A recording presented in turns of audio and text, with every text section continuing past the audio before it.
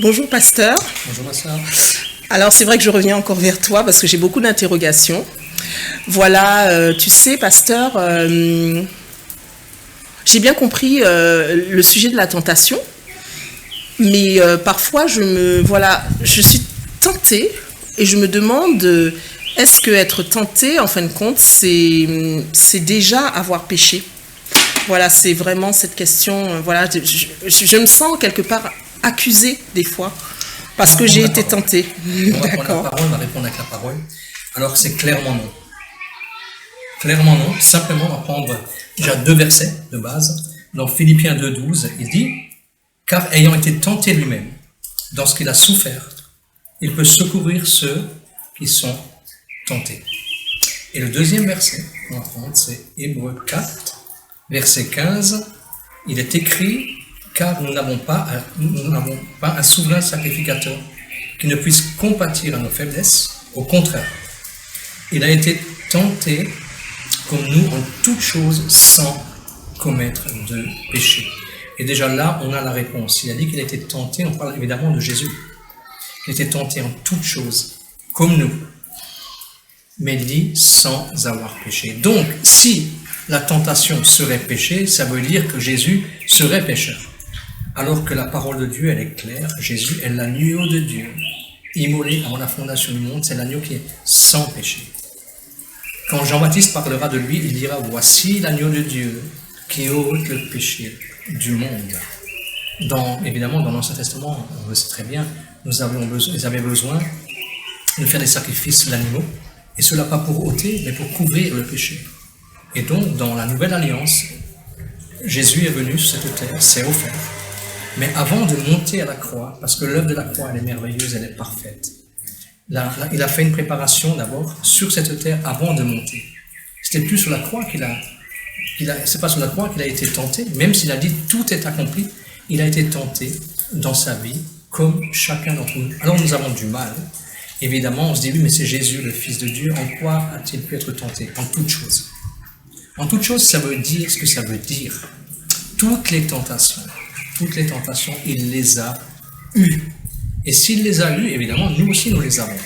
Par contre, il est monté sur la croix en étant été tenté. Donc, ça veut dire réellement qu'il nous donne la capacité, en regardant à lui, de triompher dans la tentation, mais ce n'est nullement péché. Être tenté, c'est nullement péché. Et pourquoi, pasteur, je me sens accusée au fond de moi quand je suis tentée? Parce que sincèrement, il n'y a pas une pleine révélation de la parole dans le cœur de certaines personnes. Je dis ça évidemment sans aucun jugement, mais c'est tellement important parce que la parole est la vérité. Là, il y a un psaume qui dit, je n'ai pas la référence en tête, il dit que la parole, elle éclaire. La révélation de la parole, elle éclaire. Et quand on a la révélation de la parole, elle emmène la lumière dans notre cœur. Et donc, on n'a pas à rougir, on n'a pas à se culpabiliser. D'ailleurs, parce que trop d'enfants de Dieu sont dans la culpabilité quand ils sont tentés.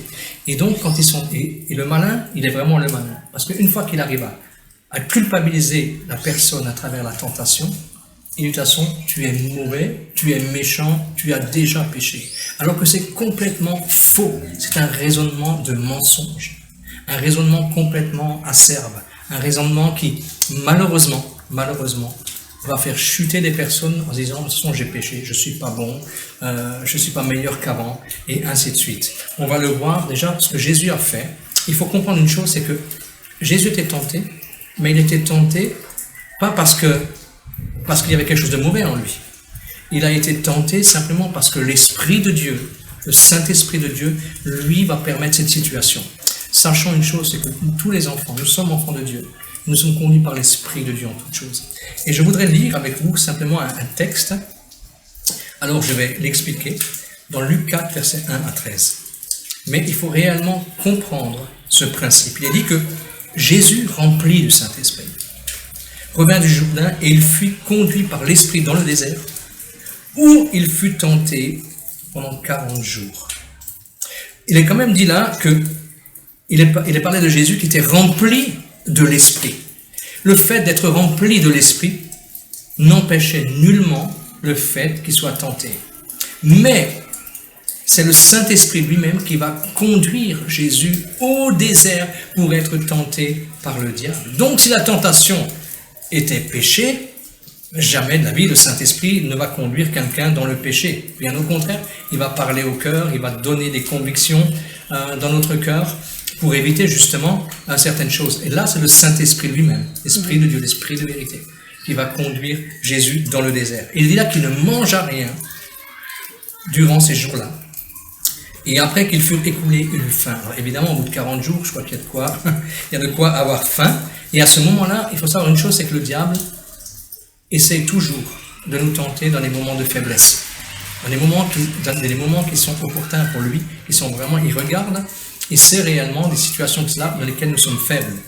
Et donc, là, Jésus, il est faible physiquement, au bout de 40 jours dans le désert. Parce qu'en plus, excusez-moi, mais il fait chaud dans le désert et la nuit, il fait froid. Et là, il est dit, le diable lui dit, si tu es le Fils de Dieu, ordonne à cette pierre qu'elle devienne du pain. Alors déjà, il sait très bien que c'est le Fils de Dieu. Mais il sait qu'il a faim. Et quand il sait qu'il a faim, qu'est-ce qu'il va faire? Il va le tenter. Ordonne à ces pierres qu'elles deviennent du pain. Il va le tenter là, donc, au niveau de la chair. Et au niveau de la chair, il faut savoir une chose, c'est que quand notre chair est faible, justement, c'est là qu'il vient. Il vient nous tenter. Mais est-ce que Jésus a péché parce qu'il a été tenté?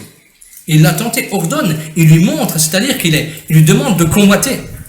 Il demande donc à Jésus de convoiter. Mais Jésus, comme il est l'agneau de Dieu, celui qui va payer pour nous, qui va monter sans péché, il va lui répondre, il va prendre la parole de Dieu. Il va lui dire, il est écrit, l'homme ne vivra pas de pain seulement, mais de toute parole qui sort de la bouche de Dieu. Mais là déjà, il était tenté. Ça veut dire que c'est au niveau de la chair. Donc ça veut dire qu'une tentation, la tentation qu'on peut avoir au niveau de la chair, Jésus a déjà payé pour nous. Mais ça ne nous fait pas de nous des coupables. Donc on n'a pas besoin de vivre dans la culpabilité parce que nous avons été tentés. Nullement. On trouve ça nulle part. C'est un mensonge qu'il faut éradiquer. Ce sont des forteresses peut-être qui doivent être brisées dans les pensées, dans les vies des personnes, afin les forteresses qui s'élèvent contre la connaissance de Dieu, contre la connaissance même du cœur de Dieu. C'est important. On voit qu'ensuite, le diable, l'ayant élevé, lui montra en un instant tous les royaumes de la terre. Et lui dit, je te donnerai cette puissance, toute cette puissance et la gloire de ces royaumes, car elle m'a été donnée, et je la donne à qui je veux. Si tu te prosternes devant moi, elle sera toute à toi. Jésus lui répondit, il est écrit, tu adoreras le Seigneur ton Dieu, et tu le serviras lui seul.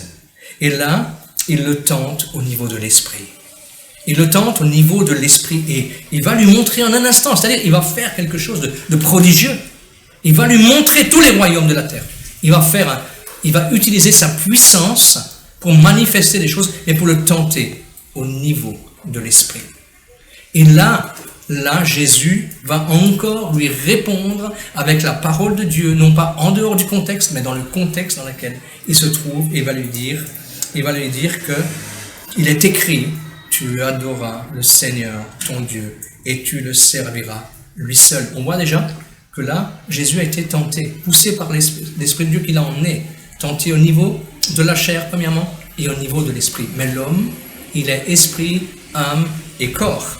Et on voit là que le diable le conduisit encore à Jérusalem et le plaça sur le haut du temple et lui dit, si tu es le Fils de Dieu, il le sait très bien, jette-toi d'ici bas, car il est écrit, et il lui cite la parole de Dieu. Il lui cite la parole de Dieu. Il donnera des ordres à ses anges à ton sujet afin qu'ils te gardent. Et c'est vrai, c'est marqué. Ils te porteront sur les mains, de peur que ton pied ne heurte contre une pierre. Et c'est marqué. Et là, il le tente au niveau des émotions, si tu es le Fils de Dieu. Jésus est le Fils de Dieu. Mais combien de fois on peut nous tenter, mettre en doute des vérités qui sont en nous.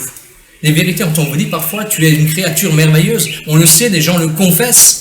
Et finalement, quand ils acceptent, la négation de cette vérité, eh bien, qu'est-ce qu'ils font?